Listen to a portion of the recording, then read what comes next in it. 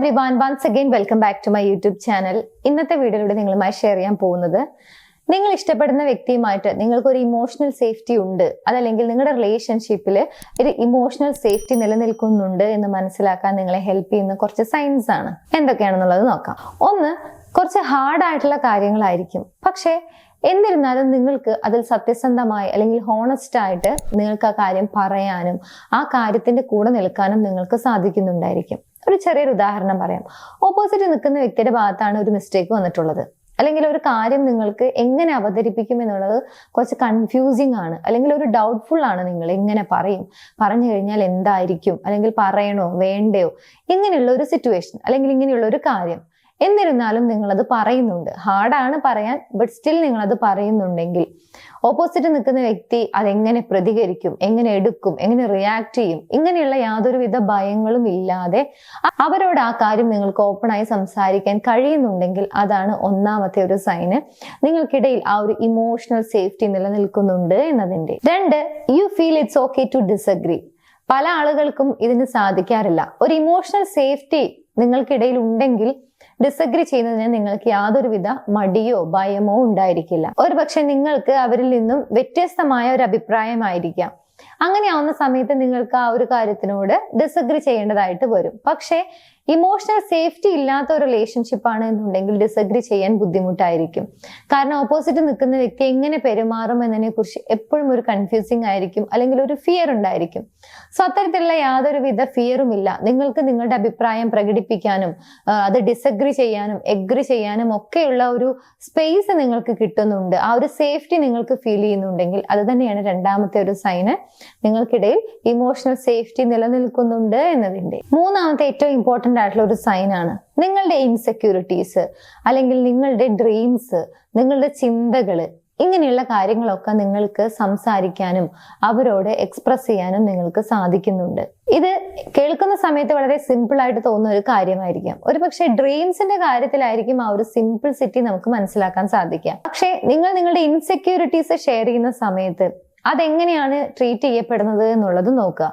Opposite നിൽക്കുന്ന വ്യക്തി അത് ഹെൽത്തി വേയിലാണ് ട്രീറ്റ് ചെയ്യുന്നത്, അല്ലെങ്കിൽ നിങ്ങളെ കേൾക്കുന്നുണ്ട്, മനസ്സിലാക്കുന്നുണ്ട്, അതിനനുസരിച്ച് പോസിറ്റീവായ രീതിയിൽ ഓപ്പോസിറ്റ് നിൽക്കുന്ന വ്യക്തിയിൽ നിന്നും ഒരു റെസ്പോൺസും കിട്ടുന്നുണ്ടെങ്കിൽ അവിടെ ഒരു ഇമോഷണൽ സേഫ്റ്റി ഉണ്ട് എന്നുള്ളത് മനസ്സിലാക്കാം. സോ നിങ്ങളുടെ ഇൻസെക്യൂരിറ്റീസ് ആയിക്കൊള്ളട്ടെ, നിങ്ങളുടെ തോന്നലുകളായിക്കൊള്ളട്ടെ, നിങ്ങൾ ആഗ്രഹിക്കുന്ന ഒരുപാട് കാര്യങ്ങളുണ്ടായിരിക്കും, ഒരുപാട് ഗോൾസ് അച്ചീവ് ചെയ്യണം, ഡ്രീംസ് അച്ചീവ് ചെയ്യണം എന്നൊക്കെ ഉണ്ടായിരിക്കും. സോ അങ്ങനെയുള്ള കാര്യങ്ങളൊക്കെ നിങ്ങൾക്ക് വളരെ ക്ലിയർ ആയി, വളരെ വ്യക്തമായി നിങ്ങൾക്ക് സംസാരിക്കാൻ സാധിക്കുന്നുണ്ടെങ്കിൽ അതാണ് മറ്റൊരു സൈൻ നിങ്ങൾക്കിടയിൽ ആ ഒരു ഇമോഷണൽ സേഫ്റ്റി നിലനിൽക്കുന്നുണ്ട് എന്നതിന്റെ. നെക്സ്റ്റ്, നിങ്ങൾക്ക് നിങ്ങളുടെ ഐഡന്റിറ്റി തിരിച്ചറിയാൻ സാധിക്കുന്നുണ്ടായിരിക്കും. ആ റിലേഷൻഷിപ്പിൽ നിങ്ങളുടെ പർപ്പസ് എന്താണ്, റോൾ എന്താണെന്ന് മനസ്സിലാക്കാനും നിങ്ങൾക്ക് നിങ്ങളെ തന്നെ സ്നേഹിക്കാനും സാധിക്കുന്നുണ്ടായിരിക്കും. ഇത് വളരെ ഇമ്പോർട്ടന്റ് ആയിട്ടുള്ള ഒരു കാര്യമാണ്. കാരണം ഇമോഷണൽ സേഫ്റ്റി എന്ന് പറയുന്നത് റിലേഷൻഷിപ്പിൽ ഏറ്റവും ഇമ്പോർട്ടന്റ് ആയിട്ട് വേണ്ട ഒരു കാര്യമാണ്. നമ്മളൊരു കാര്യം ഓപ്പോസിറ്റ് നിൽക്കുന്ന വ്യക്തിയോട് സംസാരിക്കുന്ന സമയത്ത് ആ വ്യക്തി അതിനെ എപ്പോഴും ക്രിട്ടിസൈസ് ചെയ്തുകൊണ്ടിരിക്കുകയാണ്, അല്ലെങ്കിൽ അതൊന്നും കേൾക്കാതിരിക്കുകയാണ്, ഒട്ടും മനസ്സിലാക്കൽ അവിടെ സംഭവിക്കുന്നില്ല എന്നുണ്ടെങ്കിൽ ഒരിക്കലും നമുക്ക് അവിടെ ഇമോഷണൽ സേഫ്റ്റി ഉണ്ട് എന്ന് പറയാൻ സാധിക്കില്ല.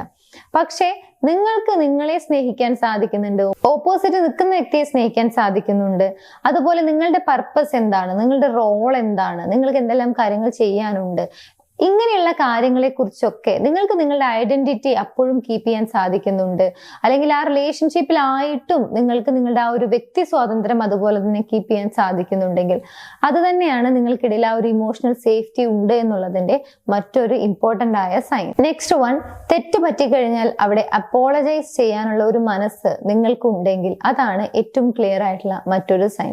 ബിക്കോസ് നമ്മുടെ ഭാഗത്തുനിന്നും ഒരു മിസ്റ്റേക്ക് സംഭവിച്ചു, അങ്ങനെയാവുന്ന സമയത്ത് ഓപ്പോസിറ്റ് നിൽക്കുന്ന വ്യക്തി അതൊരു അവസരമായി എടുക്കുന്നില്ല, പിന്നീട് ആ കാര്യം ഇടയ്ക്കിടയ്ക്ക് എടുത്തു പറഞ്ഞുകൊണ്ട് നിങ്ങളെ കുത്തി നോക്കുന്നില്ല എന്നുണ്ടെങ്കിൽ തീർച്ചയായിട്ടും അത് ഇമ്പോർട്ടന്റ് ആയിട്ടുള്ള ഒരു കാര്യമാണ്.